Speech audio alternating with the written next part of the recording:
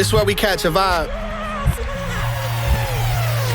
What's often overlooked is the strength to rise to occasions. The drive of a man pushed to limits is amazing. Take it how it comes, adjusting to all the changes. Hunger's just creating a man of so many faces. Judgment being passed, not understanding sacrifices. Instagram likes turn into a marriage crisis. Till you live it, you can't tell me a thing. Bobby Krill's March 5th is such a wonderful ring. See, I tried to leave, but then I fell apart. I learned it's easier to prosper when you play your part. Not chasing cloud, I'd rather just keep it genuine. Rapping in my basement is turning into percentages. Talking to myself is just speaking it to existence. Face so much resistance, I battle it with persistence. Failed so many times, I'm ready to go the distance. If you really just believe, your life could change in an instant, that's real. X Factor, how many really got it? That X Factor, turning passion into profit. Another day of living, I'm just happy to see. Be the change you wanna see, and I'm just happy it's me, Krills. Welcome to the Kickin'it with Me podcast, where you get to kick it with your host, God's Little Soldier. Today's episode is a powerful testimonial on commitment, because every calling requires consistency and every purpose demands persistence. This show is all about faith, growth, and commitment that carries us throughout this journey we call life. Today's word is commitment. Let's define it. Commitment is the state or quality of being dedicated to a cause, activity, or purpose. It's the choice to stay loyal long after the feeling has faded. What commitment means to me? Commitment is showing up when it's hard, staying the course when no one else is watching, and honoring the call when quitting feels easier. It's a sacrifice with a purpose. It's faith in action. Commitment isn't what you say, it's what you prove throughout your consistency. Welcome to the show, Melvin Smith, aka Mel The Prophet. Thanks for having me, man. It's been a while, man. It's been a while. Man, I appreciate you, man. I really do. It's an honor, bro. Melvin, I just want to start off, first of all, I love you and I appreciate you for coming on to the show. It takes, courage to really come on and be vulnerable to tell your story, to tell your side. Yeah. Creating a strong work ethic is commitment. And when I think about a person who continuously demonstrates the core of what commitment is, this person is you. And I say this because I'm impressed and proud of you and how you continue to stay committed and being so creative, because every year you're putting out a new project. Like, if that doesn't speak volume, I don't, I really don't know what does, right? The way you consistently push forward, build, and show up is truly inspiring. It really is. And I really think that the audience are really going to get inspired once we unfold your true story. So I hope. Melvin, tell us, what does commitment means to you, and how does this shoe reflect your journey? Commitment means to me is just staying the course towards something through ups and downs. Like, not allowing no high, no low, no person, nobody to get in between something that you truly desire. And you're going to do it, you're going to go after it, no matter if you're hurting, no matter if you're sad, you're happy. I think that's what commitment is to me. Okay. Yeah. And how does this shoe reflect your journey? So this shoe, the irony of this shoe, I was gifted it by my best friend, Andres. He's my best friend since first grade, and he gave me the shoe about a year ago. A year ago from today? Yeah. Oh, wow. Not exactly a year ago, Okay. but, within a year. Okay. And why it reflects my journey, because one, we grew up a sneakerhead. Even though I faded away from being a sneakerhead, and he knew that, but this shoe was very valuable to him, and, it didn't fit him anymore, and he kind of wanted to give it to me to represent that sneakerhead, legacy. So it lives on through our friendship. We're close, but not as close as we used to be. And I feel like, wearing these sneakers, I keep them with me. So, gotcha. So let me ask you a question. Is this someone that you trust? Yeah. Okay. Because I know trust plays a big part in your journey in your life. So I think it's one of those questions like, do you trust this guy? Very much. And I didn't even know, these shoes is worth a couple $100s. And I'm just wearing them. I go to the gym in them. I wear them out. I do things in them. People see me like, yo, you bugging, doing things in them. But I'm not a sneakerhead how I used to be. So I got you. That's what's up. Yeah, that's my journey. So, so before we start this journey on your music career and commitment, let's go back to Baby Mel, right? Let's go back to your childhood. And so, tell me, what was your childhood like growing up in Perth Amboy? What did home look like? Was there mom? Was there dad? Like, what was that like? When I was born, I was, a lot of people don't know this, that I grew up with. I was adopted. Adopted. Yeah. Wow. Yeah. So I did not know that. Yeah. So I was born, to a 17-year-old, female who was under the guardianship of, two parents, and those parents became my parents. So when I was after birth, all I knew was those two parents, my parents, and the person who birthed me as my sister. Okay. So that was, the start of my my life. Obviously, I didn't know. Did we know why that your mom did this? She was 17, I believe, because at 17 years old, she wasn't ready. The situation with my father, he wasn't in the picture, so I believe it was the best thing for all of us, honestly. When I look at it. At that time, or right now? Both. Both, really? Yeah, okay. Yeah, I think it's the best thing for all of us. Yeah. Okay. So it's on emotional standpoint, I got some issues with it, but overall, I feel like it worked out for us. Yeah. Okay. So you grow up in this household where your mom, gives up rights to you as a mom. You have this mother figure who is dating a man. Yes. And their boyfriend, girlfriend, right? Yes. So he's not your father, but this is a person who you look up as, this is my dad because he raised you, correct? Yes. Okay. So let's talk about, still Baby Mel growing up in that type of environment. Well, like, how do you feel? Like, what is that like? I wasn't really aware of it, so it didn't really, play any, part of my development, It took me to maybe like 10, 11 to be conscious of the reality.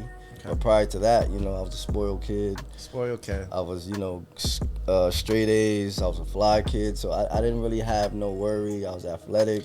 So let's talk about that, right? So here you are, Baby Mel, right? You say you're spoiled, right? So when I look at or think about being spoiled, because I know what that feels like, right? I was spoiled as a kid. That to me sounds like your love language now becomes by default gift giving or gift receiving. Yes. Is that correct? And just doing what I want. And doing what you want. Yeah. So do you feel as though, like, because of your situation, the people in your family or the people who could influence you the most, like, over gifted you, like, overcompensated because of the situation or like what's going on with gifts? Do you feel that? I would say yeah and no. And when I say no, because I was disciplined too, as in like I got my ass beat. Okay. I got whippings. Now, when you get whippings, who's disciplined? Is it sister mom? No. Or is it mom? Mom. Okay. Yeah. So there's a point where mom is not even like trying to act like a mom. She's really like in the background, because she's living with you, right? Yes, yeah, we're all. They're all in the same household, right? Yeah. So when we're in the house, that's sister, that's mom. When we're out of the house, when I'm with my sister, that's mom. So explain that one more time. Sorry. So you're in the you're in the house, but you got sister who's really your mom. Who's I'm birth mother. Yeah. In your house, you say this is my sister. Yes. And then you have your mom who she gave the rights up to. This is mom. Yes. And then she has a boyfriend who this is dad. Pops, yeah. Right. But now when you're outside of the home as a baby, and your sister's, kind of like when I'm with her alone, this is my son. Yeah. So, the reality of her peers, high school, she just graduated. As I'm growing up, from 0 to, however, I'm viewed as my sister's son because they don't know the reality of my inside of my home. I gotcha. Yeah. So now, how does that make you feel at that particular time? Because I was so spoiled, it didn't really bother me. But I just could remember being confused too. as a kid, but it's not dawning on me because my life is great. My life is great. Life is great. What makes your life great at that time as a kid? I'm a straight A student. Okay. I'm cool, right in school. Cool. I'm fly. I got PS1. So PS2. when you say you're fly, that means you're dressed like way with the hippest, like yes. the Jordans, the newest Jordans that come out, newest time. clothes. You Every got time. it. Yeah, I got it. Okay. So let me ask you a question. So when I think about these things, right? Because I feel like you and I, growing up, I can relate to this, right? And do you think that of all this attention, right? Were you the only child? It's confusing. No and yeah, right? Like it's confusing because I got my sister, Okay. right? But you're the baby? I'm the youngest baby. I'm the youngest. in the So house. you're the baby. Yeah, I'm the baby. And So wait, time out. So before your sister, who's your mom, Yeah. had another one? No, just me. Just you? Yeah. Okay. So So from your sister, your mom, you're Yeah. the only one. Yes, my birth mother. Yes. Okay, so you're the only one. Yes. But then in the grand scheme of things, I'm the baby. You're the baby. Yes. So you get in like you're Yes. super spoiled. You're Yes. super duper spoiled, Yes. right? So I get that. So let me ask you a question. So, obviously, you and I, we sat and we spoke about, obviously this conversation before we got here to help me, create these questions that. And so when it dawned on me, right? So here you are, this little kid who is super spoiled, right? Getting all these things that they want, fly, got the newest Jordans, got the newest gear. Everyone wants to be a part of Mel as a little kid. They want, like, you have this aura about you that people just want to be attracted to you. Yeah. Is that correct? Yeah. So when I reflect and I think about these things, I think about that, your environment has created this platform where, being in the center of attention is how you recognize love, Yeah. right? Okay. I just wanted to make sure that we got there because I could relate to that. Yeah. So with that being said, at this time, baby Mel, who's your biggest influence? Like, who's influenced you at this time? My biggest influence As a child. as a child, I would probably say my older cousin. So when I was 7, he was graduating high school, basketball player, I just wanted to be like him. Because he plays sports? Yeah, he was cool. And Was he good? Yeah, All right, so he's good. So he's good, and he's getting a lot of attention. a lot of attention. A lot of attention Yeah. from And, all the right I'm people. going So to he's a jock. In a sense, yeah, and from my perspective, anyways. And so this person who's influenced you, Yeah. right? Who's a jock, mind you, you're getting a lot of attention because you're the baby. Yeah. You're the only, right, from Yeah. mom. So So now you're starting to recognize, like, Yeah. I like that stage. Yes. This works for me because I get the attention. The jocks get the attention. So now you're like, I want to play some sports. Yes. I got you. Okay. So before we get into that, right? Right before you become a teenager, right? I'm assuming you start to connect the dots, right? Between about what's going on in your household. Yeah. Right? And so let's talk about that. Let's talk about the time, like how old you were and when you started connecting the dots. What was that like? I would say around 10 to 12. Okay. Yeah, right before a teenager, where just from little things, seeing Mel and seeing this person has my last name, these people don't, right? Like my birth mother has my last name, or I have her last name, and everyone else doesn't. So just like interesting.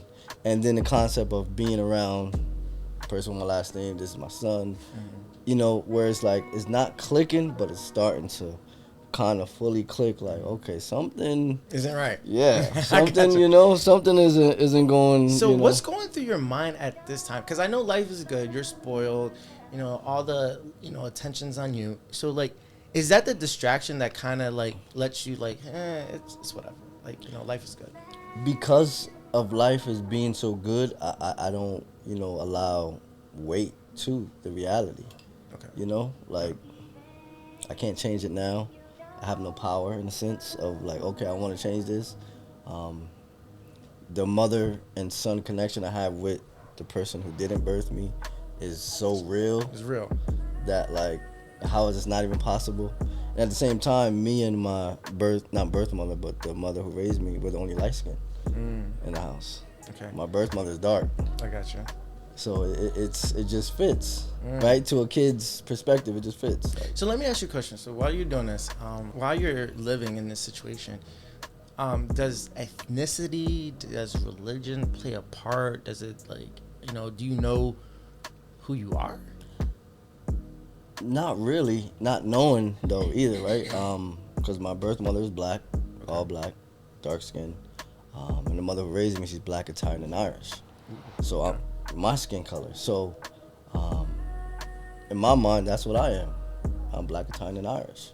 So it just makes sense. And everyone else around is black. Mm-hmm. And me and my mother who raised me are the only kind of light-skinned people that's, in this house. Gotcha.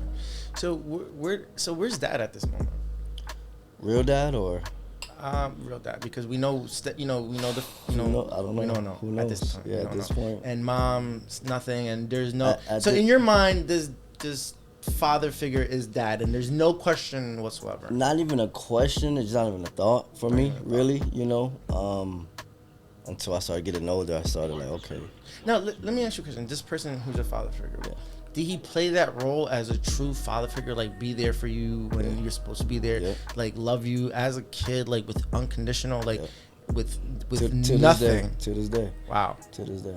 That's awesome. And I appreciate him to this day. Yeah. That's awesome. That's great. I mean, listen, there's not many people that could really do that, especially love a kid that. And to say, like, it took me some years to call him Dad. Oh, wow. I would call him by his nickname. Even though you didn't really know? Kinda, yeah. Yeah? Oh, wow. Yeah.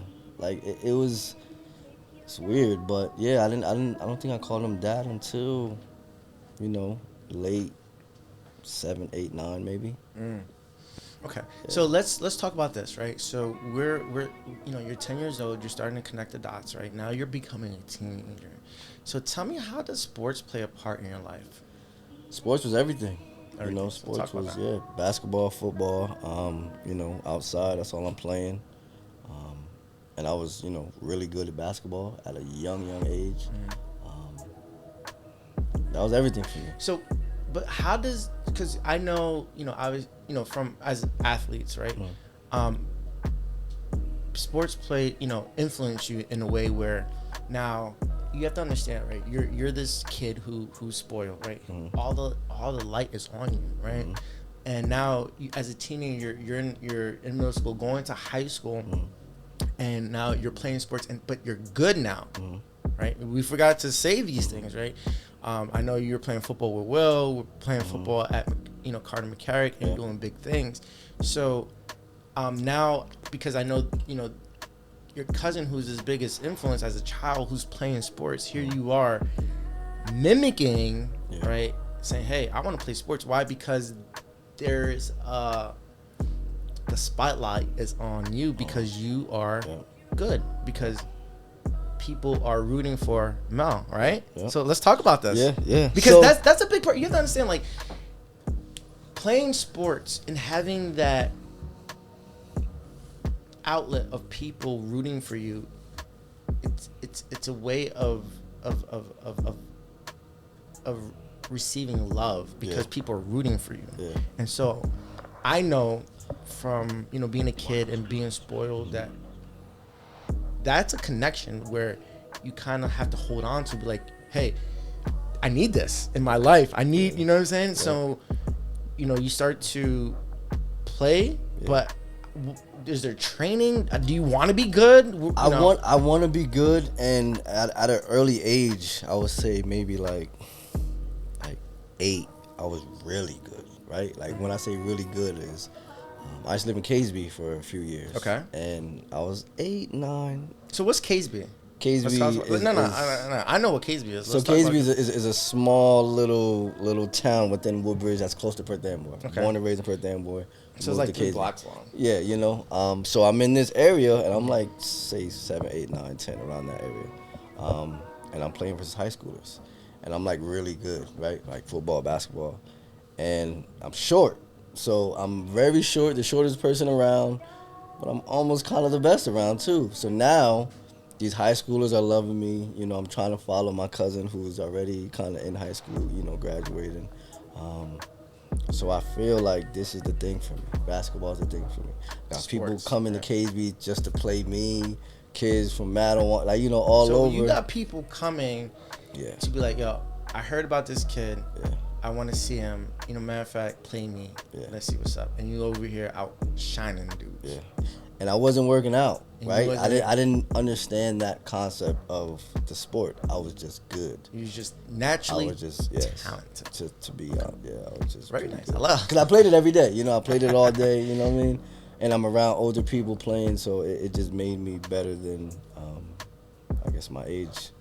I got you. Yeah. So let's talk about. All right. So you're super talented in sports. You go to high school. Are you playing sports? Yeah, I go to McCarrick for basketball. It's crazy because I got recruited to St. John Vianney for football. Okay. I take my test In 8th grade. 8th grade, because Eighth grade. I played Pop Warner in Island 7th, 8th grade. I went to McGinnis School, didn't play McGinnis School. I played Pop Warner. So my 8th grade year, St. John Vianney had came. They recruited me and someone else. I forget his name. So 8th grade year, we went to homecoming St. John Vianney. We're in the locker room, out in the field. You know, like, we're going there. I took my test to get into Catholic school there. The week before, all my friends are going to McCarrick. I'm like, Mom, I want to go to McCarrick. When you say mom, who are you talking to? Sister. Raised me. Who raised you? Yes. Okay. Yeah. And where's mom at this time? Where's mom? Mm-hmm. She's in the household. Okay. So, but you don't go to her to ask her, like, hey, mom, I want to go here. My mom, like, sister mom. But you know at this time who she is, though. At this time, yeah. But I'm so, you know, just mentally already caught up in, you're my sister. Because we're in the same house. I'm too caught up in it now. At this point, right? Yeah. Like, I'm all I know, that's you're my sister. Even though when I go deeper, even though I didn't go deeper back then, right? But when you go deeper, I know you birthed me, but from the time I can remember from, you know, wah, I'm calling this lady my mother. So- She's giving me that motherly love, you know? So let me ask you a question, right? So when you need something, you may ask for something. Who do you ask for? You ask for, like, birth mom or mom? My mom. My mom. And then what happens if she says, you go to birth mom and be like, hey, mom, you know, can I get this too? No? All right. It wasn't that dynamic, you know? Like, it wasn't. Because I know myself, I'm very persistent. I don't give a fuck who you are. I'm asking everybody. And I Until feel they- like it's crazy because my, you know, mom who raised me, I probably got whatever I asked for. I got you. Because I was good, you know? Okay. At this time. Kinda, yeah. Okay. So let me ask you a question. At this time, so you're in high school, right? Yeah. You're playing sports. You find, you know, mom said yes to go to Yes. Conor McCarrick. Yeah. You're going to Conor McCarrick. What does high school do for you? Like, as far as emotionally, mentally, like, you know, what's happening at this time in high school? Because I feel like the reason why I say this, I'm gonna be honest, Melvin. Like, I feel like there's a lot has happened before 25, right? And I feel like a good chunk is like right when you graduate high school into college, and then that's when, like, It gets the meat and real. potatoes is like crazy, right? So I'm trying to get there. So let's try to. High school. I'm just learning, you know, I guess somewhat grown up Yeah. life through seniors, because, you know, I'm kind of hanging with the seniors. I'm a freshman. You know, shout out to Will Manley. I'm around them, so I'm getting that, you know, that elderly love, even though I feel like a little kid, you know. So it's kind of making me grow up a little bit sooner than maybe that I want to, or that I realize. Being around parties, things of that nature that, you know, I'm not really used to. You know, being around, you know, drinking and having fun to a maximum, you know, I'm not used to that. Okay. So I'm getting introduced to that while still being, you know, the cool guy to my grade and to the whole school, you know. So it's Did you adapt well? You know, entering Yeah. in there where now, like, when you become a senior, like, you're the guy. very You're well, him. very well, because him. now I'm able to, not say play both sides. I'm able to be. It's an all white dominant school. I come from all urban school, and I'm still cool, right? Like, as a kid, that's all you want to do is be cool. So I'm cool with all the white people, cool with all my, you know, Spanish black people. That does a lot for you. I understand both sides of the dynamic. Yeah. You know, as a player growing up in high school, I get white girls here. I go home, I get Spanish girls there. I'm having the time of my life. Time of your life. You know, time of my life gotcha. just to be. All right, sounds good. I love that. So high school, time of your life, nothing's really affecting you. No. So we get to college. Yes. Do we get recruited to play football? No. So I went to McCarrick, didn't play my freshman year. I wasn't gonna play my sophomore year. Then I played football my sophomore year due to the fact the basketball team didn't want me to play football, and the basketball team didn't want me to play how I wanted to play. So it kind of gave me a dislike to basketball. So the first 2 years you played basketball. Yes, freshman year. And no football. No. Sophomore year I played football. Like in the middle of the year, like I came like after second game. Okay. And then I played sophomore, junior, senior year. Okay. And so you did this transition where you like, basketball is not happening. It's not happening due to just the structure of my likening. You know, like I feel you like want the ball. I love ball, but I feel like You want they were hindering me to my perspective. I You know, gotcha. they didn't allow me to be me. You? Yeah, And who's you? I'm a floor general. I run the floor. I control the game without scoring. They just wanted me to play defense. And it's like, okay, I know I can play defense, but I can control the game. And it's like, And you knew this in high school. yeah, I was upset. I was upset that they didn't allow me to play my games. I'm gonna be honest. So Like, Melvin, freshman I'm gonna be year, honest. Like, listen, like I'm not, like I wasn't there 100% to watch you play, but when I watch you play, bro, you a playmaker. Like, Thank no, you. no, Thank you. playmaker. and that was, like my freshman year, I barely played freshman. I played JV. Oh wow, okay. So my sophomore year, they were kind of trying to just keep me on JV and not too much varsity, and that didn't make sense to me. And then I started realizing, like, yo, like, they just want you to play defense.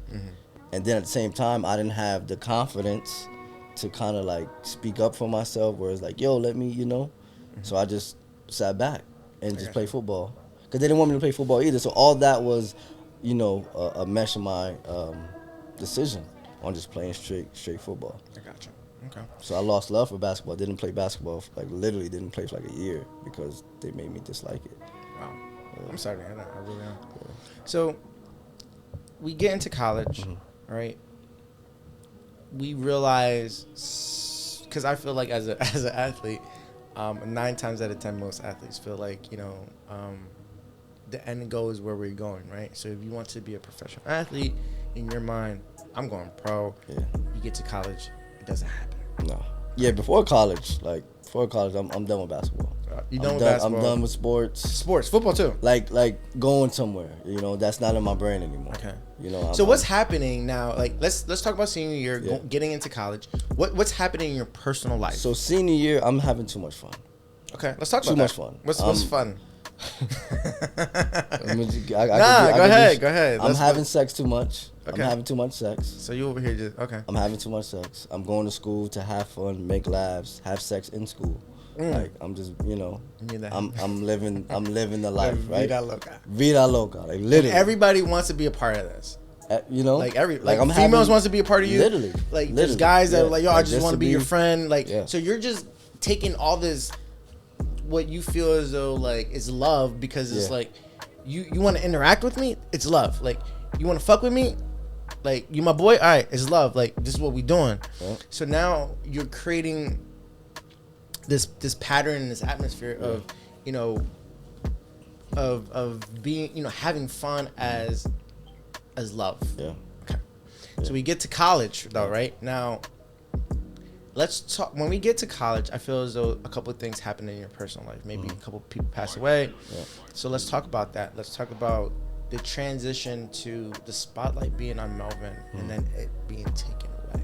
Because there's a lot of things that's happening at this moment. Yeah. Let's talk about that. So I go to college. I had no concrete plan. My main focus of going to college is to make my mother happy. Okay. She always wanted me to go. My mother who raised me. Birth mom? No. Okay. Mother who raised me. Raised you. Birth mom's still in my life, but she's don't, my sister. Yeah. But either way, if you go to college, it don't matter. Not to say like that, but yeah, right. Like I don't know what she feels or what. I'm going on with my mother who raised me. That's my bread and butter. That's my world. That's my. I listen to her. I'm following her. You listen to her, but you fear who? Her. No. Come on. We talked about this. You listened to her, but you told me you were fearing your birth mom because you were doing a couple crazy things in the streets. No, I was fearing her. That's her. Yes, that's not the birth mom. You gotta think about it. In my mind, I'm viewing my birth mother my whole life as my sister. Like that's how I view her. Like, that's how I perceive her. So the respect is you're my sister. Yes. I got you. I know what you are, who you are, but our relationship is that. So I'm not viewing you in that light, not even a little bit, respectfully. You understand? Has that ever changed though? It attempted to, by her wantings, but it's just like for me, I can't do that. Okay. I respect, and it's not to downplay the decision you made, but it's like you got to look at a child. If a child is fed grapes for his whole life, and you telling him it's grapes, and then he learns that it's bananas. That child's not gonna say it's bananas. Yeah. So let me ask you this question, and I want to dig really deep. Right? When does it hit you that you've lived a lie, and that and how do you feel to feel betrayed?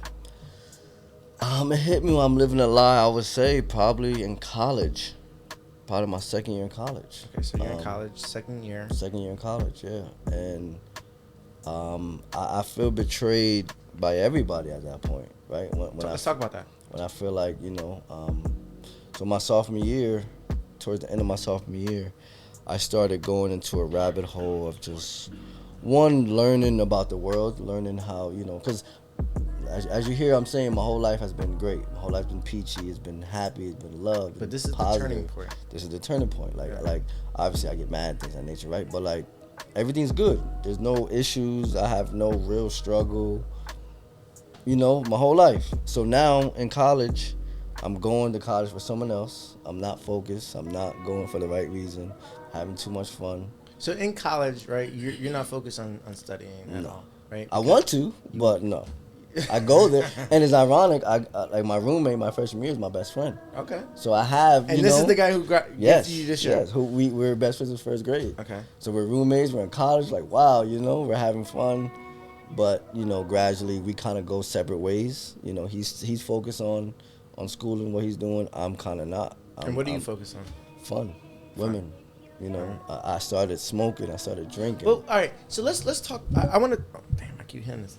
Let's talk about like fun, right? So you keep going back to women, right? Mm-hmm. Why though? Is that because is there something that influenced you to be like, oh, I need to be a player? That I need to have multiple women? Like what influenced you to want to be this guy? I'm not mindful of it, but that's been like all my life because I never really did relationships. I always been a good guy, good person, but I know how to speak, and just to go back to high school, I feel like I'm one of the first people to understand the concept of now, right? We had Nextels. Right, some people had sidekicks, right? I had a Sprint phone. Yeah. So the Nextel era, I had one of my boys. I'm like, he's on the phone, right? And I'm like, yo, why are you on the phone? I'm over here. I'm texting 11, like literally 11 women, well, females, girls, right? I'm like, yo, you can text 11 at the same time. You don't got to be on the phone with one. So I was ahead of my game, not even realizing it. I'm entertaining so many different women. How though? So you have to understand life. How someone influenced you to be this way, or your mind. Like, this is what I grew up in. This is the society I'm in. Let's talk about that. Yeah. How did what influenced you to be like, yo, I could do this? I can't pinpoint exactly what, but it's so many different factors, right? It's just like one, I was introduced. All right, let's go back to when I was younger. I don't know if you remember the black box. Okay. You remember the black box? Cable box? After a certain time, Channel 96, it gets a little freaky. You remember? Yeah. So I'm young seeing this, right? Let's put everything in perspective, right? The black box. You know what I'm saying? Yeah. So I'm seeing this at a young age. All right, okay, right? Then I'm looking out around me. I'm around older people. Yeah. I'm 9, 10, 11, around high schoolers. They're talking about things that 10, 11-year-olds are not talking about. So I'm already a little bit more advanced. Then I'm around my cousin. I think he's showing me things in that regard. The cousin that was playing, that was a yeah, jock, even though right? he had a girlfriend in that nature, but I'm still, at a young age, I was kind of smarter than I guess I knew. So that's what I'm seeing. So you're because you're the baby, you're the one and only. You're around a lot of adults. Yes. That influence you. Yes. Older adults that, that influence you to kind of show you the ropes, whether they're good or bad. Yes. Okay. And I feel like just the society I'm around, we get a lot of women, so. I mean, at that time, you gotta remember like the movies and everything is geared towards being a player. So even I would say 7th grade in beginning school, I'm the only 7th grader on the basketball team. So I have a perk where my last class I don't have to go to because I'm on the team. And then because I'm not in class, I'm around these 8th graders and I'm around these girls that the 8th grade boys are, doing what they're doing, even though I'm a little shy, but I'm watching, I'm entertaining, I'm getting love from these women where just like nobody's in no real relationship, right? So that's just my life as I grow older, where when I get to college, like I'm free now. I don't got mom questioning, who I'm talking to, anything of that nature. I'm free. And all these women here, they drinking, they smoking. What we supposed to do? Yeah. So, sounds wild. Sounds super wild. Very wild. So let me ask you this question: Did you ever ask like birth mom, right? Why did she do what she did, and did you express to her how it made you feel before she passed away? So birth mom didn't pass away. Oh, birth mom didn't pass away. Okay, my bad. Mom who raised me passed. Yeah, so birth mom's still alive. So birth mom's still alive. Still alive. So have you ever asked her why she did what she did, and did you express to her how it made you feel? Yeah, so I would say maybe around 15, 16, I'm still in high school, I would always ask her, like, who is he? Right? As in, like, who is my father? Who is my real father? And I would get an answer. The answer was a white guy. A white guy? White guy. So and really put everything together, right? My mother who raised me is black, Italian, Irish. What is that? Black and white, right? She looks like me. My real mother, she's black, and she's saying the one who spermed in her is white. Oh, it makes sense. I'm black and white. Even though I'm running with black, Italian, Irish because of the mother who raised me, right? So as I'm growing older, I'm more mindful. I just want to know, like, yo, who is he? I want to see him, what he looks like, what he, oh, he's white, he died, right? So, okay, cool. I'm still running with, I'm black and white. So I wouldn't really express what it made me feel because in high school, I didn't really, really feel anything, honestly. I just wanted to know what was going on. Okay. So after she told you like why she did what she did, right? It didn't make you feel. So to that question, I didn't answer that. She, the man didn't want anything to do with me. Then he died. Did you get to meet him before he died? This is the white person she's saying. Yeah. I never met him. Oh, so she's saying he died. He died. He's gone. He's gone. Yeah, he's gone. No pictures, nothing. But at some point, you figured out that he's not dead, and you have a different father than what she said, right? Later on in life, yes. Okay. So, all right. So here you are in college, right? Yeah. You asked your mom around this time, like, what's up? A little bit, but this time I'm fully understanding things aren't making sense. Okay. So now, back to what you were saying, I feel betrayed. I feel like I'm in someone for 9 months and that person is lying to me. Why wouldn't anybody else lie to me? So now I'm by default questioning everybody, questioning everything. So everything I've learned, everything I experienced. So let's talk about this space right now because this is a turning point, right? Yeah. And let's really dig deep about you. Everything's starting to hit you, right? So Life is good. here you are in college, right? This lie is starting to hit you really, really hard, right? That you've been lied to, right? And it's starting to influence you. Yeah. How's it influence you? It's influencing me to see the world in a different way because, you know, my life was all happy peaches and roses.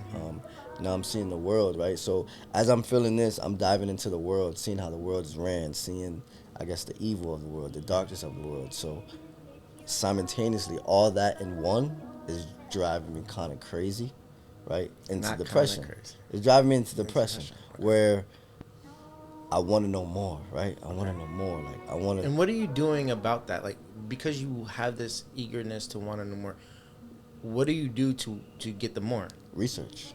So what are you doing? YouTube. I'm finding books. I'm On what?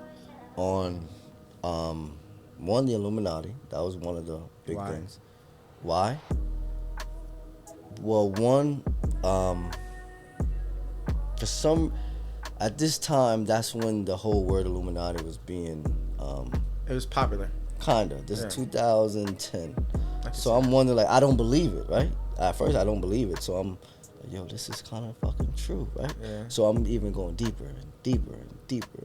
And when I say deeper, just darker, Oh, okay. right? Like, not even just deeper, just darker. Like, where's the dark at? Like, I'm going to the dark. On top of the reality of, like, yo, I've been lied to my whole life by the person. So now you're making the connections That the world is- what this world is about, and then what you've been feeding. So both sides of that reality is hit me like, yo, hard, right? And then so tell me how, like, what's going through your mind, and what are you doing? Like, because obviously you're going through this pressure, right? But I want you to take me on, like, what your body feels like, what your mind is saying to yourself, and what are you actually doing? So I'm in college still. This is probably, I would say, I can't pinpoint exactly when, right? But this is, I would say, the second semester. At this time, I'm selling weed on campus, right? I'm still cool. But when you're selling weed, you're like a big dog. I want to say a big dog, right? But you get there. You know, I'm not I'm not a big dog yet Okay. in that sense, right? But I'm you know, So that I was keeps known on campus, right? Why? And I'm not trying to put my business out there, but, like, I used to get the basketball players high, I used to get the soccer players high, women's high, like. And the thing was, at a certain time, it was a certain stores that was closed, right? So how smart I was, right? I was like, all right, I'm gonna buy Dutches, boxes of Dutches. So at that time you hit me and you don't have a Dutch because you have to walk in the hood, I'm gonna have the Dutch for you, and I'm not even gonna charge you, and I'm gonna come to you. I used to live up top. You used to live down. Hit me, bet I'm coming right now. Just buzz me in, right? So I'm ahead of the game, and I'm living this facade of a life, right? Because I'm only focused on making money in a sense and having fun. I'm not really caring about schooling. In the midst of that, I'm learning these things too. And at the same time, the spotlight that was taken off of you from sports is now back on through Something selling else. weed, Yes. right? So yes. now people know Mel So I'm because kind of around sports still, yeah, but I'm because not really you're in it. sports, Yeah, right? yeah. So, it I'm kind of gives you, yeah. it still gives you that connection. yeah.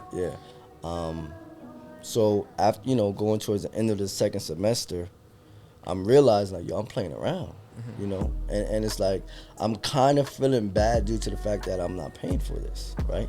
Like, I have a heart, right? I'm telling myself, like, yo, bro, like, you're not paying for this. You fucking around. You know, you're not really focused, and you got your mom back home paying, you know. So that's bothering me too, on top of being lied to. So all that is just back and forth weighing on me. Then I'm learning how, you know, evil and cruel shit is.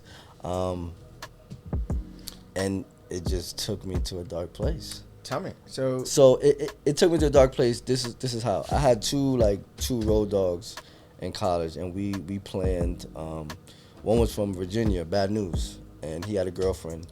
And it was me, him, and my boy Ryan, and it was like 3-4 of her girls, right? So we were gonna take a road trip down there. We planned it probably since like March, right? Okay. So around this time we planned it, I was good, I guess, right? So we planned to go in July, and we finished school in May. So around April, May, when semester's over, I already, in my mind, I'm not going back to school. In my mind, I don't think I told anybody, but I'm not going back to school. okay. I'm too, what's happening in my mind, I'm not going back. And what's happening right there, like at that moment? I just don't believe shit. You don't I'm believe? questioning everything. I'm overthinking everything, and I don't know, right? But I'm able to Give read. me an example. Um, With everything, with the weed, everything. so what's happening is I'm You're smoking a lot. smoking a lot. I'm drinking, but what I'm doing is I'm questioning everyone's motive towards me.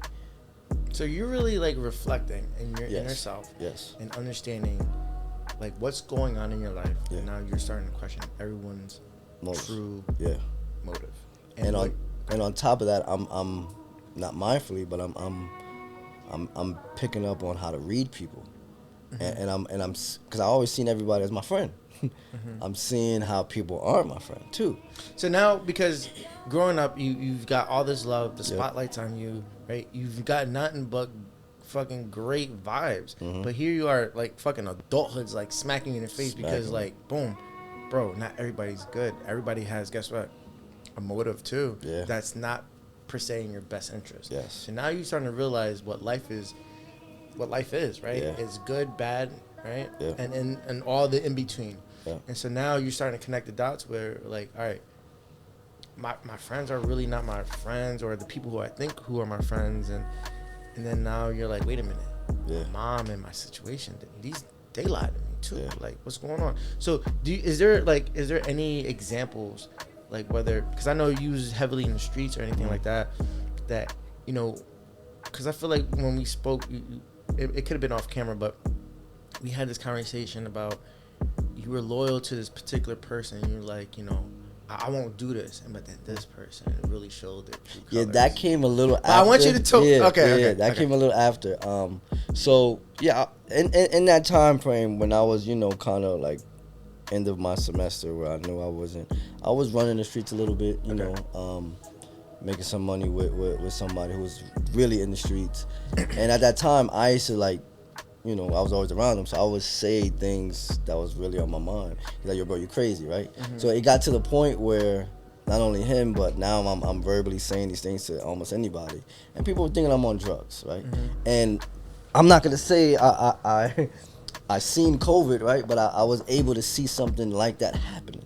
So when you say see COVID, so obviously this is before 2020. This was 2010. 2010. 2010, 2011, So 10 yeah. years before COVID actually happened, Yeah. you're saying you see a premonition. Yeah, I'm like, yo, we're going to be under very controlled. We're going to, like... How did this come about? Because of my research, because of the darkness, and just, you know, I guess my intuition, right? Like, I didn't know how to trust it at that time. Are you depressed at this time? Yes, but So let's- I'm wise, though. I didn't know. So let's talk about this depression now. Like, all right, so you're in this depression state because I feel like we're gliding over it. Yeah, And we are, but we're in the midst of it at the Okay, same so- time. okay. Because as I'm depressed, I'm becoming wise, though. becoming aware. Aware. You're starting to see people's true colors. And you're starting to connect the dots between your personal life and then what you're actually experiencing. And you're like, Yeah. holy shit. Like, where's the good at? Yes. You know what I'm saying? Like, my family lied to me. I could possibly give them a pass because they my family. But you're my niggas. And here you are doing the same shit. Yeah. So what's going through your mind at this time as this depression is getting stronger and stronger? Everybody's a liar. Everybody's a liar. Everybody. The whole world. So now Not you feel one like single you person. lived a lie. I feel like not only that I lived a lie, I'm in a lie. This is not what I want. But I'm speaking from an intuitive point, but no one's believing me. No one's believing the things that I'm saying. They think I'm crazy because it's not the norm of how I'm talking, right? I'm usually the life of the party, but now I'm talking this deep shit. Now I'm talking this shit that, you know, doesn't make sense to who I am to them. Yeah. And it's literally like a snap of the finger, you know, like out of nowhere to them. But for me, it's built up. Where now I'm out of college. I made the decision. Now I don't know what I want to do, so I'm even more into the depressive mind state. Are you still dealing and wheeling, Yeah, wheeling and dealing? that was So let's only talk about thing- that. So you're yeah. wheeling and dealing, Yeah. right? But so, and the reason why I asked this question Mm-hmm. because obviously your whole life you're always in the spotlight, Mm-hmm. right? But now you're wheeling and dealing. Are you in a spotlight, or you have to kind of No. take a step back? Talk to me about that. So when I'm selling, right? I don't like people in my business unless I'm doing business with you. So if you weren't doing business with me, you didn't know. So if me, So you- I'm learning. Uh-huh. So I'm learning at that time because I'm depressed. I don't trust nobody, right? At the same time, I don't want nobody to know. Due to the fact, I don't want my mom to find out. When you say mom, which mom? The one who raised me. Okay. I don't want her to find out. So I got to do everything to make sure no one finds out that will know her.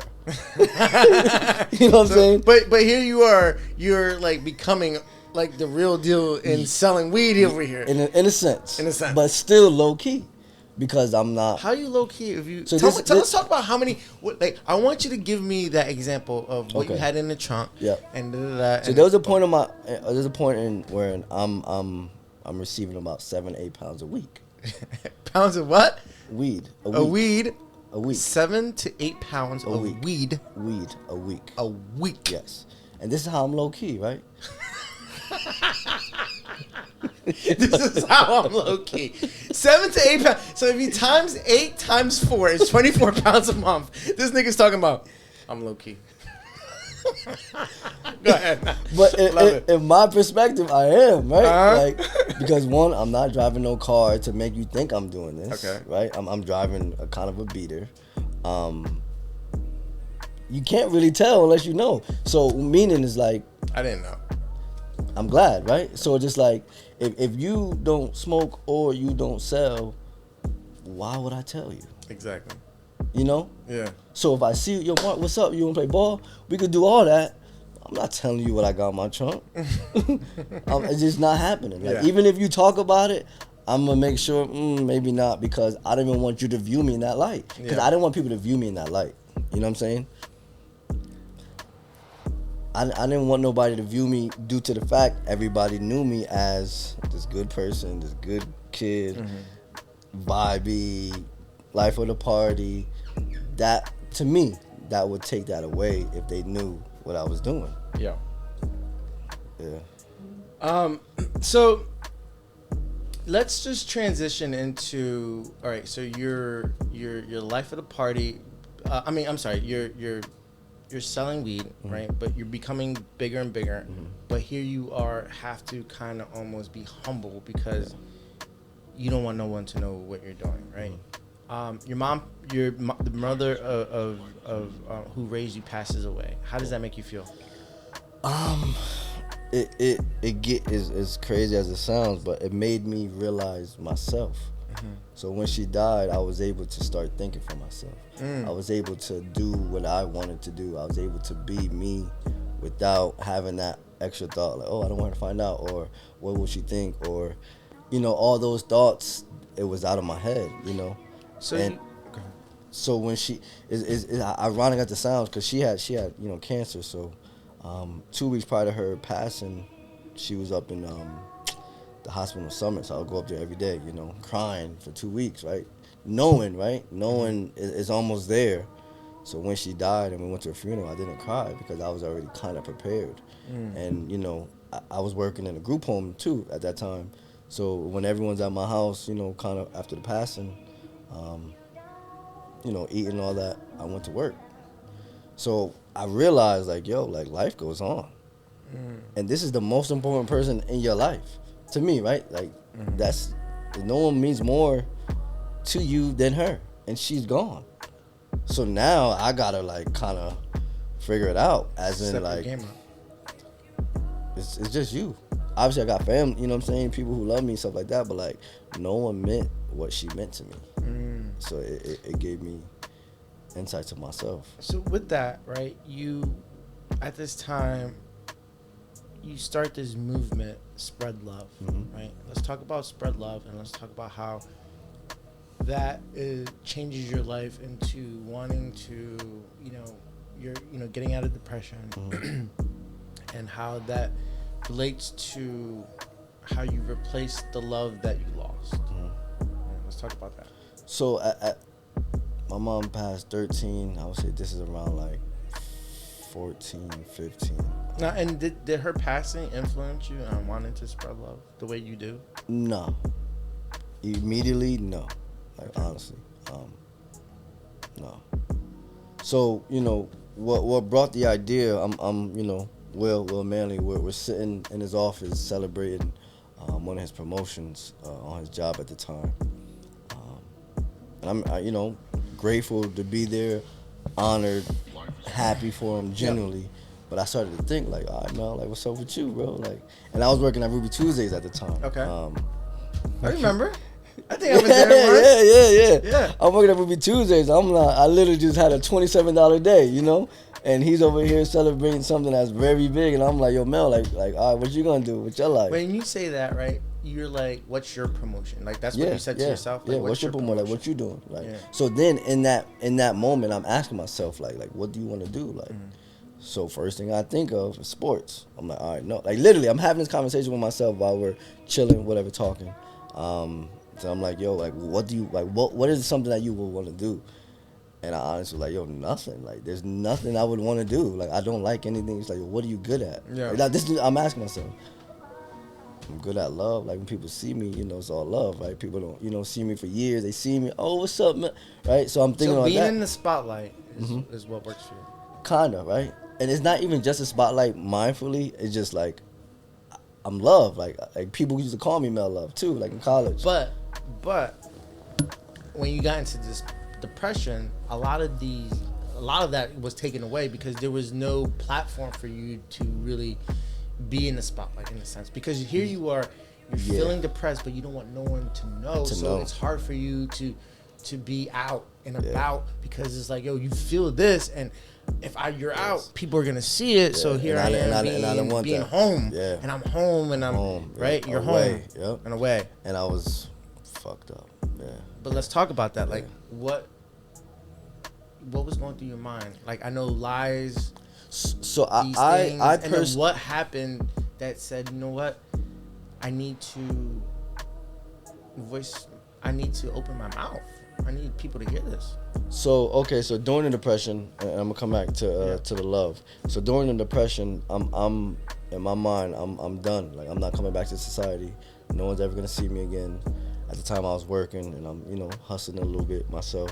I'm like, yo, I'm done. I'm not, you know, I had a few chicks too that I would, you know, deal with, but I wouldn't tell them, you know, what I'm going through. Obviously they would know, but I wouldn't tell them in depth context, right? But I'm making the conscious decision. I'm never coming back to society. Like, I'm telling myself every day, and every day I'm honestly praying, like, yo, I don't want to live no more. You know, like, I want God to take me. So when you say that, I want God to take me, right? What is that conversation like with God? Because to me, you know, I know that we talked about, like, you started looking for Him, looking for God, but a lot of times people look for God and be like, yo, help me. Help me to get through this. Are you saying, God, help me? Or are you saying, what are you saying? I've convicted that this is my life. I don't want to live like this. I don't want to be. So what are you saying to Him? Take me. When I go to sleep, don't allow me to wake up. Yes. And you're reaching out for Him. You're saying, take my life. Yes. Because I'm not gonna do it, right? I'm not gonna, like. So this is your way saying, I'm suicidal in the sense where I don't want to be here, but I'm not going to be the one to take my life. But I don't want to be here because of all the pain that I've endured. Yes. And that's how you truly felt. And how long did you feel this? A year. A whole year. Almost damn near 365 days. Okay. Yeah. So let me ask you a question. So at this time, do you believe in God? Do you talk to me about, like, you know, you being spiritual? Like, when did that transformation happen? It kind of transferred, like, the transformation was in that time, but I didn't know, right? That was like 2011. I didn't know, but that's when I was able to get a relationship with Him. Even though I was telling Him to take me, but that's the only, you know, not say person, but only person I was talking to. So I wasn't talking to nobody about what I was feeling, what I'm thinking. Because when I do, yo, you crazy, or you bugging, yeah, stop smoking, like, you know, that's what people was telling me, like, those few people I was around. So I'm like, yo, God, take me. No one's believing anything I'm saying, and my concept of thinking is like, yo, like, when have I ever been a liar to these people? So it's like, you know, so I felt like, damn. What was the process like when you're going through this process of saying, yo, God, take me? Like, and the reason why I ask this question is because I know certain people's process is, like, for me, I'm a crier. Like, I'm crying. Like, every day. And I'm repenting. I'm on my knees. You know, I cry. I'm a crier. So every day. So every day I would stay in bed for the most part, cry. I would barely eat. I didn't get a haircut. I had a job, like I said, a few people. So you just woofing it? You over here woofing like really? It. And like, what I would do and cry the most, I would drive through Amboy, drive around people's houses I know and cry because I didn't want them to see me like this, and I wasn't gonna reach out. And I wasn't gonna tell them like, yo, I'm fucked up. As in, you know, Why though?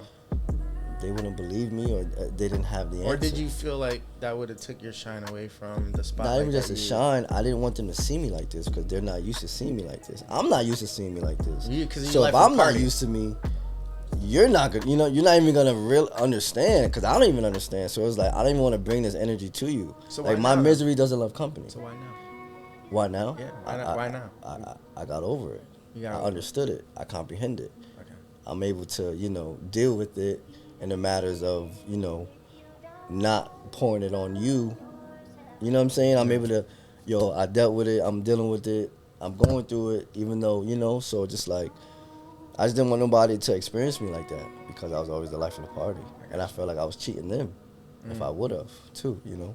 And at the same time, I didn't trust nobody. I got you. Know what I mean? So let's talk about, so right before we go to break, let's talk about you being spiritual. What does that mean? Like, what does, like, because do you believe in God? Or, because, you know, I know through our conversation, you said I'm spiritual, right? So tell me what that means. Does that mean that you believe in God? Like, tell me. I do believe in God. I believe God is energy. Okay. I found God out of church. You know, so talk like, to me about that. What do you mean? when I was depressed, I didn't go to church. My whole life, I went to church. So when I was depressed, I was able to talk to him for real. Like I was able to like cry to him. Be vulnerable. Very. When I went to church. What's the difference between then and now? I was going to church just to go to church because it was the good thing to do. Just to check off the box. That's it. Gotcha. I didn't, you know. So at this time, you're like really into your God, spirit. yes. Like. Talk to me about like what does that mean? Like, So, how did you get there? How did you get to being in your spirit? So depression, understanding that the world is dark. So now that I didn't realize the world is dark, I'm in this darkness. Like, God, why is this happening? My whole life was great, right? Obviously, I went through what I went through, but like, why is this happening to me? Like, I don't do nothing bad to nobody. I don't treat nobody bad, right? Like, that's what I'm saying. So it's like, why am I going through this? Like, why me, right? I'm like, everyone fucking loves me. Why do I have to go through this? Why do I have to stay away from people? Like, why me? And it's just like, take me then, right? Take me. I don't like, this ain't my life. Take me. So in that moment, he's giving me messages. He's giving me signs, even though I'm not conscious of it. But as you know, from that time. What kind of signs? What kind of messages? Yo, you meant for this. Like, this is supposed to be for you. Like, you're supposed to go through this. Like, I'm like, no, how, why, right? So I'm young and naive to the spiritual aspect of myself. Like, I'm a human, right? Like, I'm a boy, I'm a man, right? Like, I want to fuck, like, all these things, right? So it's like, why is this happening to me? Like, I know how to get money, I know how to get girls, I know how to play, like, why is this happening to me? And in that process, you know, and at the same time, I was building a relationship with my uncle Melvin. And it's just so ironic that he was a Mason. Okay.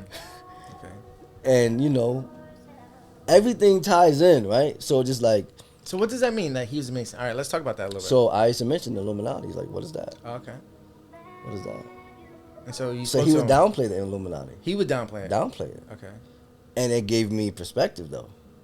Right? It gave me perspective, like, this man's in it. Like he's been in it, right? He doesn't tell me his ranking, nothing like that. He doesn't share too much with me, right? But he's in it, so and I know he's a good dude. I know, you know, everyone loves him. So it's like, So now I'm seeing the bright side of this darkness and a little bit too, because you know, he died 2011. No, 2012. My daughter was born 2012. He died 2012, right before she died. So right before she was born, you mean? Right before she was born, yeah. So that year prior to him dying, I was his power of attorney. He was sick, so we built a great relationship, and he used to, like, you know, kind of not school me on certain things, but like he would give me insight. Like he was taking me away from my depression, even though he didn't know. How? One, his energy.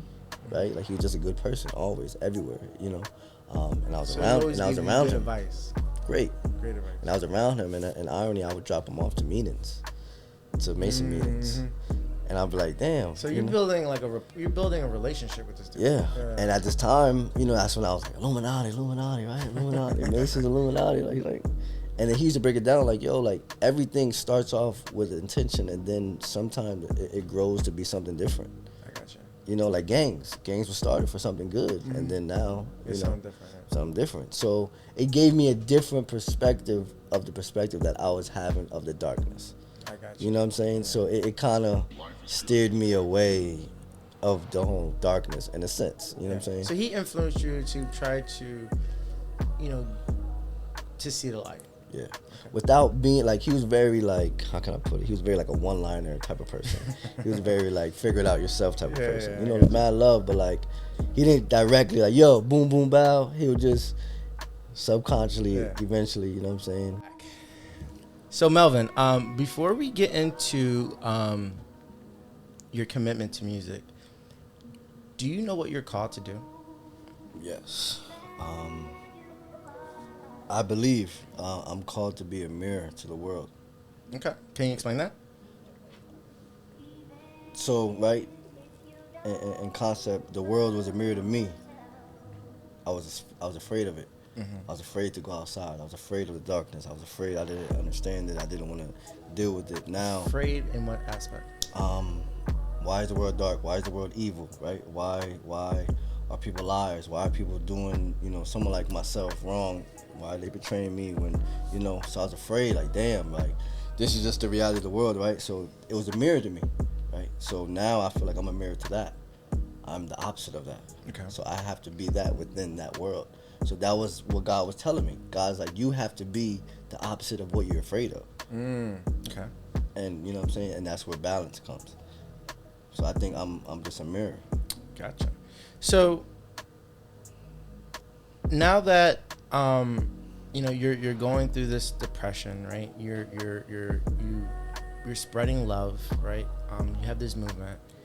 And in this movement, you realize that people aren't recepting to your message the way you want them to receive it. Yeah. So what comes next? So in that time frame, I used to be with my boys. I used to freestyle. Excuse me. I used to freestyle, and I was getting pretty good at it. Excuse me, I apologize. I was getting pretty good at it, so I was like, yo, it just dawned on me. Excuse me. And shout out to Nipsey Hussle too, because like Nipsey Hussle was a big part of me transitioning into music too. Like about a year prior to me accepting the fact that I wanted to do music, seeing Nipsey Hussle in a concert gave me the idea to really like, yo, you can speak your truth and people can love it too. So that was a big, catalyst in doing music. So he's the one that influenced you to think that, I could do this. Yeah. You meeting Nipsey Hussle Before I met him, seeing him in concert. Because I met him after that, but seeing him in concert, I'm just looking at him and just realizing, like, damn, like, this guy's from the West Coast. He came to New York to perform. He's with his homies on stage, smoking, chilling, and he's telling his truth. I just felt like that was his truth. and you connected with that. Connected with it, and I'm like, yo, I can kind of do the same thing, So that was like the first like seed, in my mind, like, yo, I could do it. So then the movement came simultaneously with that and after that. So as I'm, out here spreading love, talking to people about love, I just felt like people weren't accepting it. I felt like it was too positive, too preachy, too, and I didn't want that either. I just wanted to give some, because I felt like this movement was the solution, right, to the core, right? If you look at every problem in the world, no one is thinking about the core. I'm going to think about the core. I'm going to give the core, right? So it's like, okay, all these different problems in the world, what's the core of every problem? It's love. It's missing. So I thought, right, I'm already loved. Everyone loves me. So I thought, right, this message is going to be delivered to people as soon as they see it, feel it. Reflect it back. You know what I'm saying? People are going to see it, feel it, and just, wow, it's going to, not say go viral, right? But the whole world's going to love it, and the whole world's going to be a better place. That was like my intention. Did it work? To a certain degree, but no, because to me anyways, right? I believe people are gravitating to it, and it How did it gravitate? How did it start? Like you talked to me about Baltimore. Yeah, Baltimore. I made wristbands, and I wanted to hand out wristbands, and on social media at the time, I was just like I was hashtagging spread love, like literally on any and every post. And people were like, yo, what's, So I made wristbands, and at that time I made wristbands. The Baltimore riots happened. So when the Baltimore riots happened, I'm a Baltimore Ravens fan, so I'm like, yo, I've never been to Baltimore. Let me go down there and just hand out these wristbands, and just my intuition wanted to see what was really going on in Baltimore. So I'm like, boom, I can kill 3 birds, 1 stone. So while I'm down there, I'm with, one of my friends, and I'm handing out wristbands, just talking to people, and she's kind of getting pictures of me.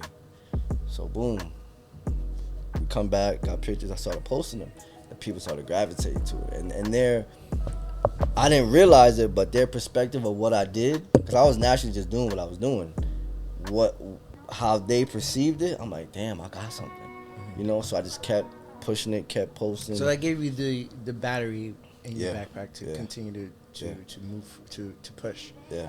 Okay. Because, and like I said, Nipsey Hussle was a big catalyst of this, big catalyst. Okay. Of me. So then what changes when you're like, all right, I'm spreading love, but I feel like I need to do more. So like what happens then? So in this process of the first year, I'm going out doing community events, give back, stuff like that. I felt like I wasn't, in that time, I wasn't influencing the people that I wanted to really influence, meaning the people in the hood, the people who didn't want this, right? So I wanted this. Why though? Why did you want to influence them? Because I'm kind of coming from that, right? Kind of come, or are you from that? I am from that, but I say kind of because I was never deep in that. Okay. So I say kind of, right? So meaning like your friends, the people who influence you, your background. I didn't really struggle to the point. You didn't really struggle to what I'm feel saying? it, but exactly. But you had enough to understand it. Yes. You've seen enough to understand it. Yep. Gotcha. So I felt like if I can say this good word, it can reach two goody good shoes, and it could reach the most gangster in the world. If it's coming from me, that's how I felt, because I was always in the middle of both of those worlds my whole life. Even when I was running the street, the people who weren't running the street didn't know I was running the street. You know what I'm saying? Vice versa. So I'm like, yo, boom, this is about to bang, right? So people weren't gravitating to it the way, and I felt like maybe. How did you want people to gravitate to this? Like, what did you expect? And I think that's the question. Honestly, this is the solution. This is what's missing. So you wanted to put something out to change everybody's life. The whole world. The whole world. 8 billion people. That's what I thought. That's right. Because who's talking about love? Mm-hmm. And not only who's talking about love, I broke it down. I'm not saying love, love, love. No, love is love only veins eternity. What does that mean? The blood that flows in your veins, it only flows to eternity. So what you give to the world will always last. So that's how I'm breaking it down, right? So the world you get, like Michael Jackson, his music will always be here because that's his love. Yeah. The painter gave his love. So whatever it is, right? So like, I wasn't honed in on the message, right? But it's like, yo, whatever your love is, give it. And then you're making the world a better place, because now your focus is on giving that love rather than not, Yeah. And like I said, I felt like coming from me, because I'm always in the middle, it's gonna hit, but it just didn't. What? Okay. Yeah, so that's when I transitioned to music. Everyone loves music, I kind of got influenced by music. So now you're like, let me try music to grasp people's attention a little bit more. See if I could even, because obviously, listen, when you're spreading love and you're preaching, right? It comes off as a preaching, right?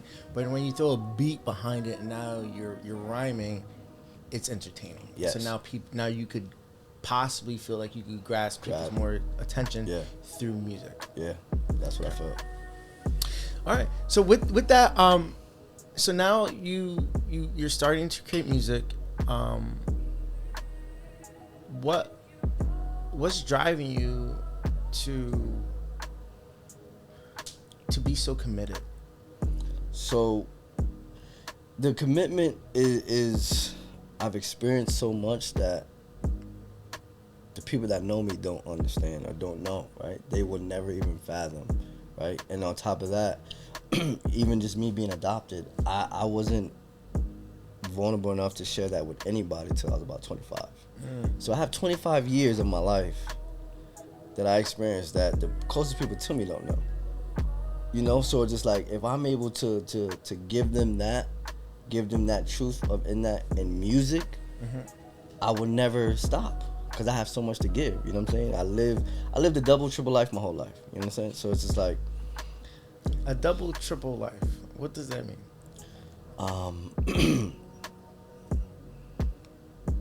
So at home, my name was Antoine.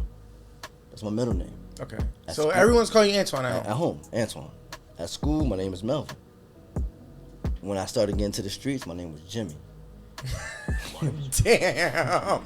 So Wow. why I did this, right, is like, for me, I was able to tap into a certain mold of myself to adjust to the environment I'm in. So if I'm in here and it's nothing but So you're like a chameleon. yeah. So if this is about the trap, I'm Jimmy, right? But if this is about school, about basketball, I'm Melvin.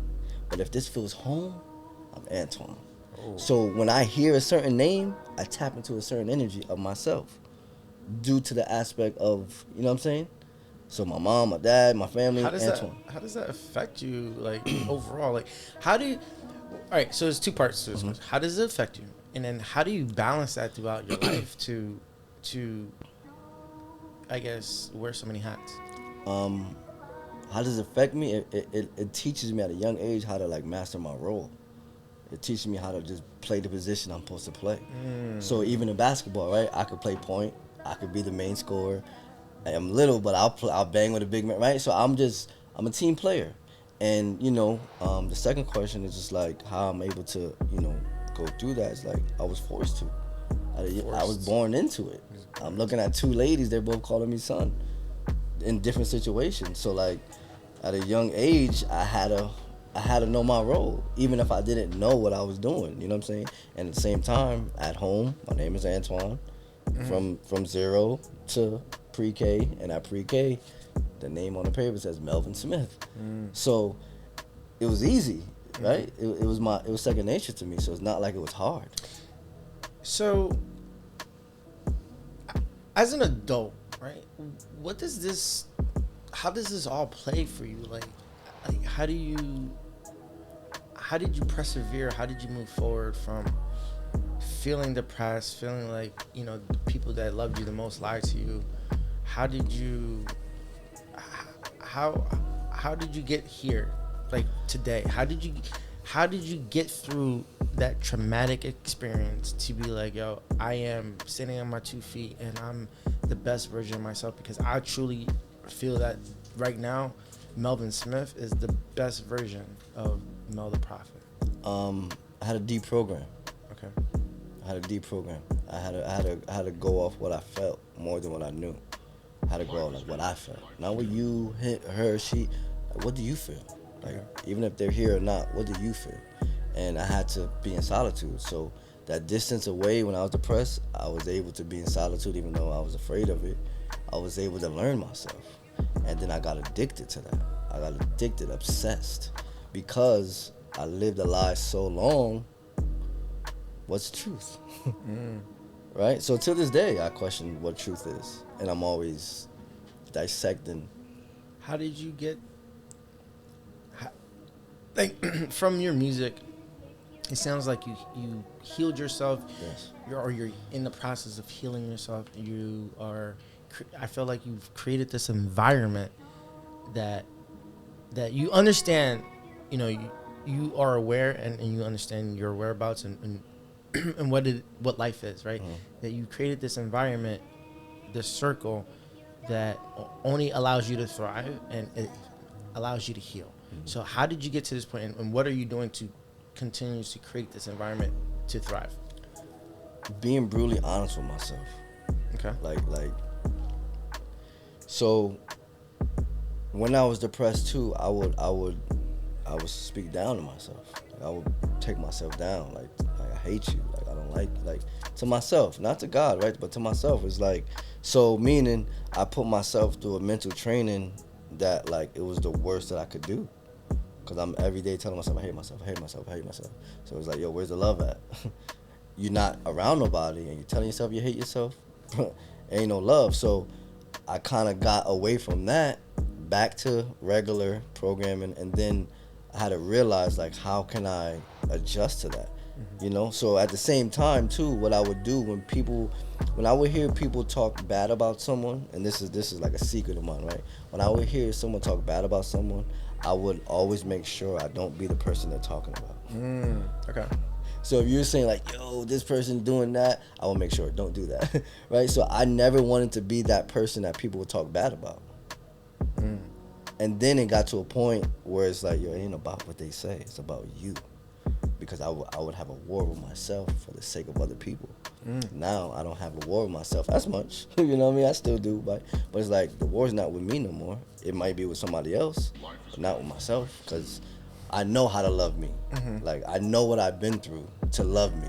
Not what I think I want. I know what I want. I love myself for real. Like I you know what I'm saying? I know what drives me. I know what inspires me. So I know what I don't what inspires like. her? Truth. When I see someone being true to what they are, who they are, that inspires me. Even if it's not what I do, I love that. You're speaking your truth, you're being truth, you're living your truth, you're being what you're about, you're going after what you want to. Like, I love that. I love that. Like, that inspires me. Honestly, nothing else inspires me. Like, if you can entertain the whole world and get all these followers, but if you're not doing it truthfully, it don't inspire me. Interesting. It don't inspire me. So Melvin, all right. So let's really dig down into your music career. So this is where, because the meat and potatoes of you being committed is. So talk to me about your growth from your first project to your most recent project, Bonnie's Mark, right?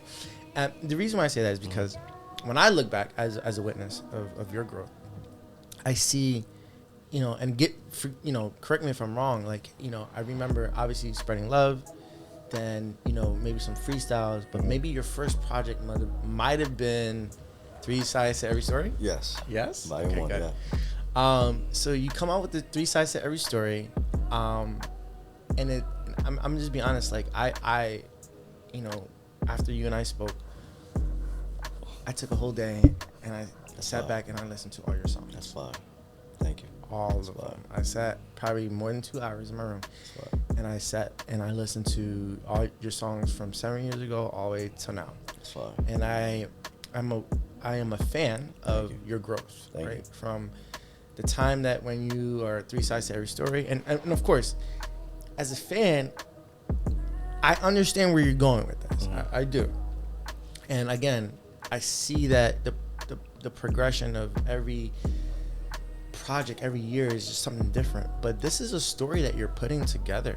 You know what I'm saying? You're putting, you're connecting your life and these emotions and this trauma together to create this series in a sense, right? I love it. So like my question is like, what inspires you to create this this continuous season of your journey, right? What's inspired you? And then I want to go through the process of your creativity to get to this point, because every year you come out with something different, and then it's just not something different. It's really creative, and I love it. Like, it's just like you came to my house with a pamphlet, like this book, and then it's a movie, and then there's all these things, and it's like every year it's just more and more and more, and then it's like so creative, and it's like, bro, what's next? Yeah. So talk to me. So when I first started, the first year I started writing, I wrote 25 songs. Okay.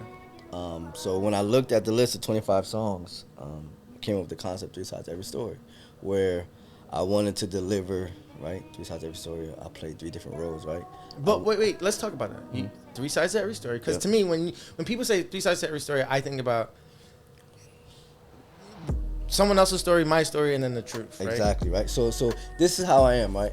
I want you to know I'm talking about myself, but I want you to dive into yourself when you hear me. So I don't want you to just be about me when you hear me. Okay. So that's why I say 3 sides to every story. So when you hear me, you're going to just hear me talk about me, right? Your side. But I want you to dive into you at the same time as if you're me. And then the reality is what I'm saying, you don't even know it's deeper than that.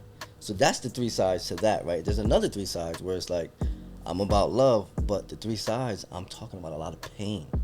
So this love that y'all seen at first, that came out of nowhere, it's not a facade, it just stems from pain. So that's why it's so beautiful, because the pain is so dark.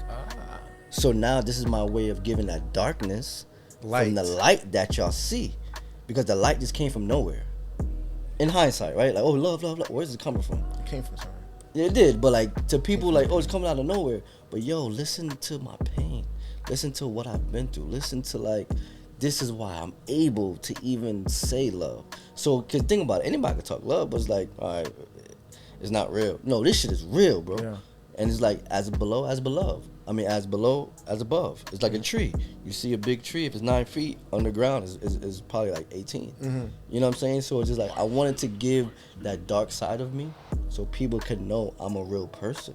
Because also, too, people were viewing me in a light that was too positive, and I didn't like that. I didn't want people to view me like that.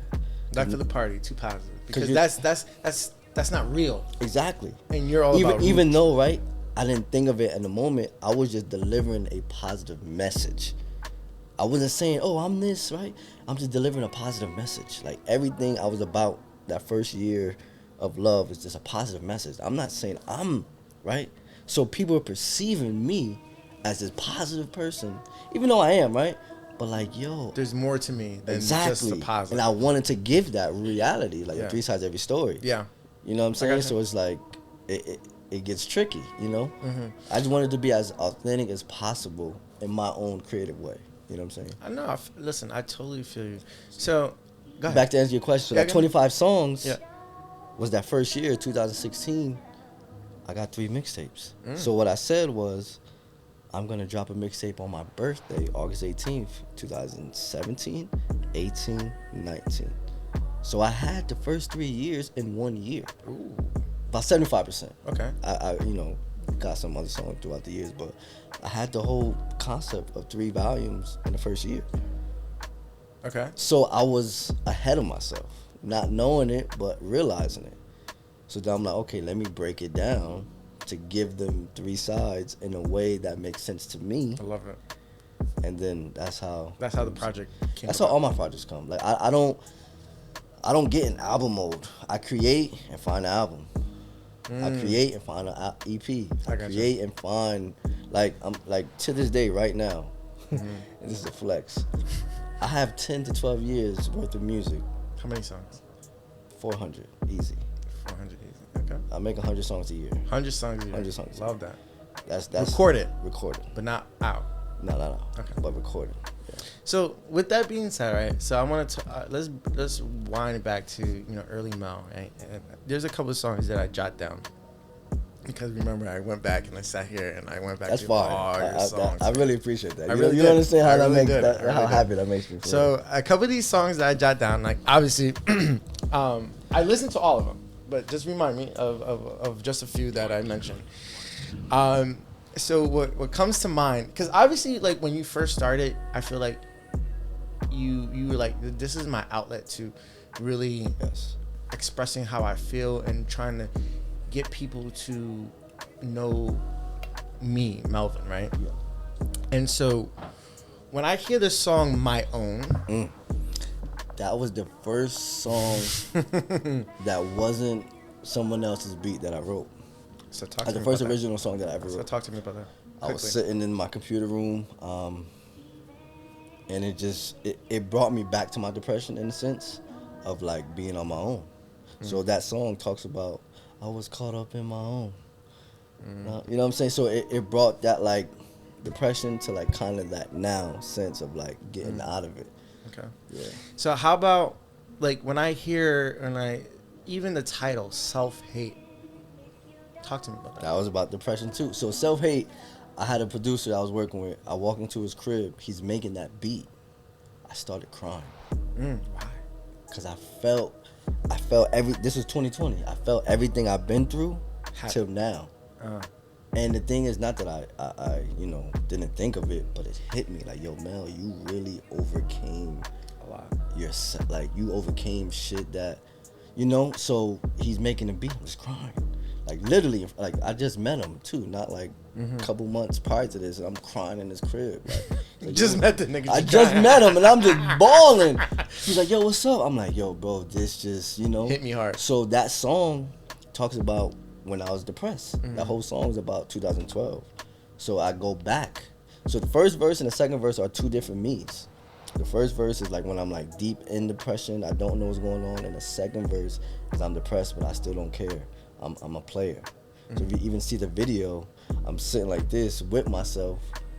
One's like a construction worker, one's like a pimp. So I'm talking to myself, like one's like, yo, I don't know what's going on. The other one's like, yo, bro, this is what it is. You know what I'm saying? So like, I had to go back into that thought process of what I used to be to actually write that song. Yeah. So it took me like 2 weeks to write that song. 2 weeks. Yeah. Wow. Trauma Eyes. Tell me about that. Trauma Eyes is just like giving the concept of like, the eyes is the window of the soul. Even though I want to give love, you can see I'm in pain. Oh, no, I know. That's why I jotted that yeah, one down. Yeah, you can see. And it's just like, not just me, we all, you know what I'm saying? Yeah. Just like, you have to go through the darkness. Yeah. You have to go through the darkness. So listen, Melvin. So you've come out with many projects, and I want to get to Bonnie's Mark in a second, right? Because that's your most current project. But I just want to highlight one of my my favorite songs. But when I say song, I'm talking about like all in, meaning song, written, production, video. Fire. My favorite. Things Change. Ooh! That shit was Yo, fire. that, oh my goodness. So My that's favorite. that's My one of my favorite. favorites. That's one of That's my my favorites. So I'm yeah. telling you, I'm like from production. yeah, wow. It was different. Wow. And so I'm but gonna everything, give you the I love backdrop on that. So this was 2017, 2018. I was working at a restaurant and I got fired. Okay. I was down bad, right? I was like in a mini depression, right? Okay. Like I was spiritual. I knew who I was spreading love, but then I just got fired. You know, I was dealing with some girl. She was the reason why I got fired. So I didn't have a car.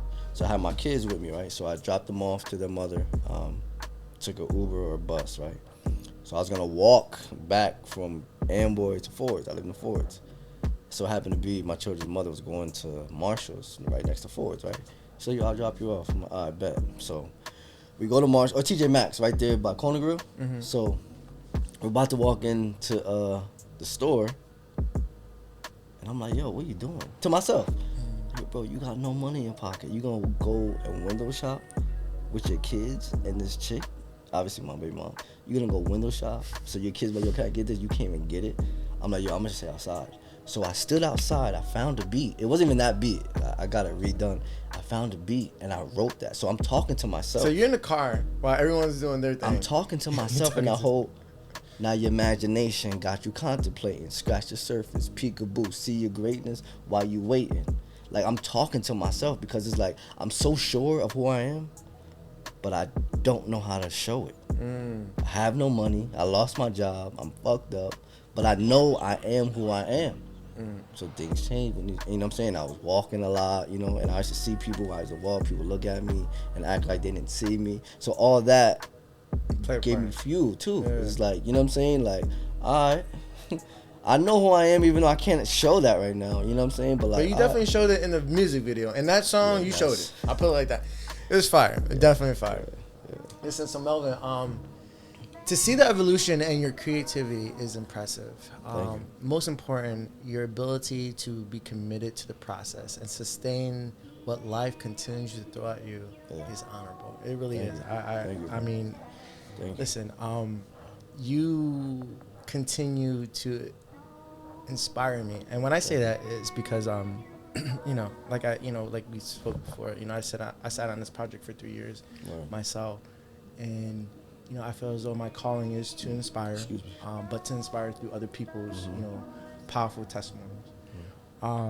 So to see you to continue to do what you love and to continue to feel that you know, through your music, you could touch other people is inspiring because you stuck with it, and that's why you're here, because of commitment. The way you committed yourself through your music, through all the trauma and all the experiences that you experienced, you found this outlet to continue to keep the spotlight on you. You know what I'm saying? And I'm like that's creative. Like you're finding ways to live. You're finding ways to create this atmosphere of healing and to make yourself feel, if the word is important, You know what I'm saying? Because everybody, you know, if you don't feel important, like, what's the purpose? You know what I'm saying? And so we need to find purpose, and you found your purpose through your music, and you constantly, and I'm telling you this, I'm telling you, I'm not asking you, I'm telling you, you're constantly inspiring others, whether you see or you don't,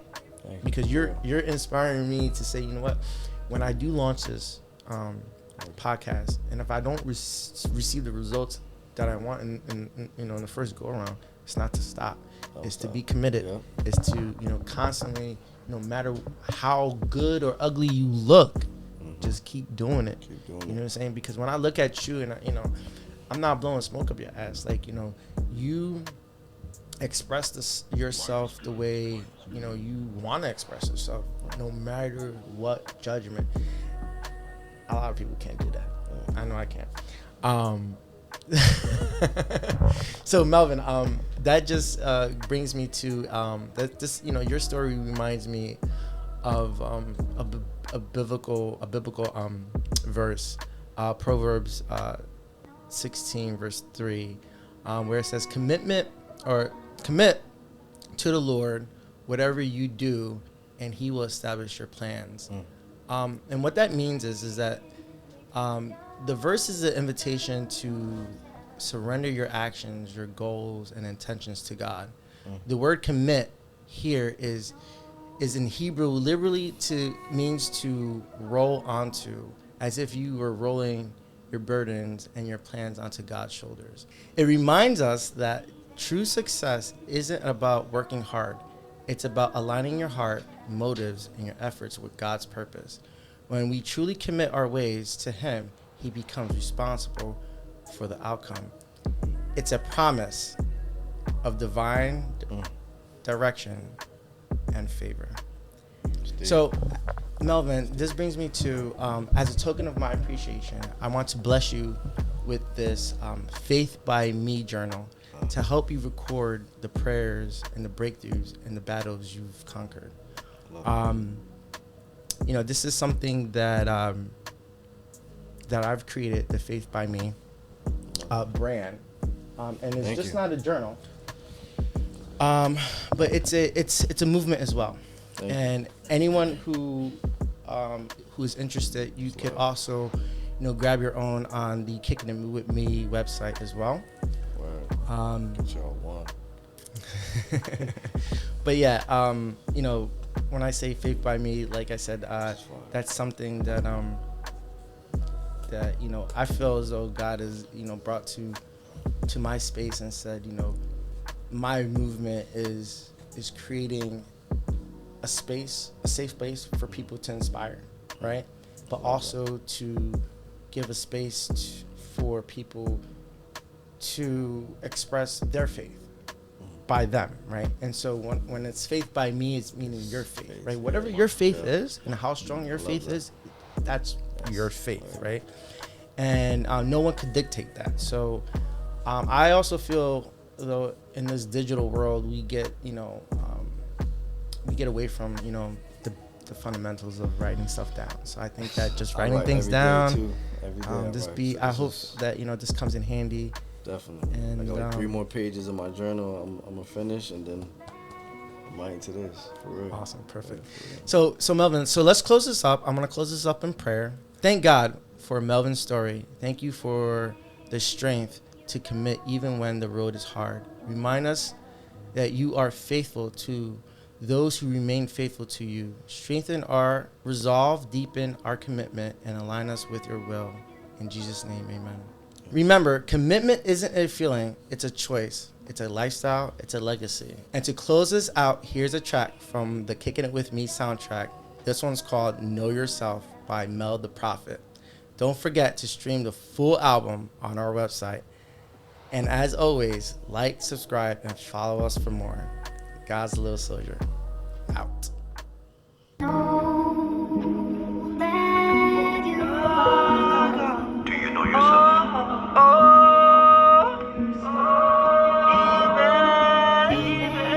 Do you know yourself? Even if you don't love yourself. First you get distracted, then you find passion. Create the proper distance, then you take action. Some gon' be mad, some gon' be laughing, some gon' be envious, but that's your satisfaction. First you get distracted, then you find passion. Create the proper distance, then you take action. Some gon' be mad, some gon' be laughing, some gon' be envious, but that's your satisfaction. Highly recommended, living in defensive, existing in the reason, most be offensive. Charge it to the game, respect ain't expensive. Give it like a gift, even when you distant. Measure up the scale, is it stuck or you prevail? Heaven state of mind, free yourself from that hell. Lost memories, burning up your mental cells. Detoxing from the past, expunged from the jail. First you get distracted, then you find passion. Create the proper distance, then you take action. Some gon' be mad, some gon' be laughing, some gon' be envious, but that's your satisfaction. First you get distracted, then you find passion. Create the proper distance, then you take action. Some gon' be mad, some gon' be laughing, some gon' be envious, but that's your satisfaction. Faded to the waves, jaded to the place. Everybody change when you see them in their face. Energy is talk that you living every day. Caught up in the space where your people call you strange. Here is when you made it, soul walking naked. Peace is bittersweet when you sit back and taste it. Sacrificing comfort, confronting all that snakes you. Cleaning up the yard that you gracefully replace it. First you get distracted, then you find passion. Create the proper distance, then you take action. Some gon' be mad, some gon' be laughing, some gon' be envious, but that's your satisfaction. First you get distracted, then you find passion. Create the proper distance, then you take action. Some gon' be mad, some gon' be laughing, some gon' be envious, but that's your satisfaction.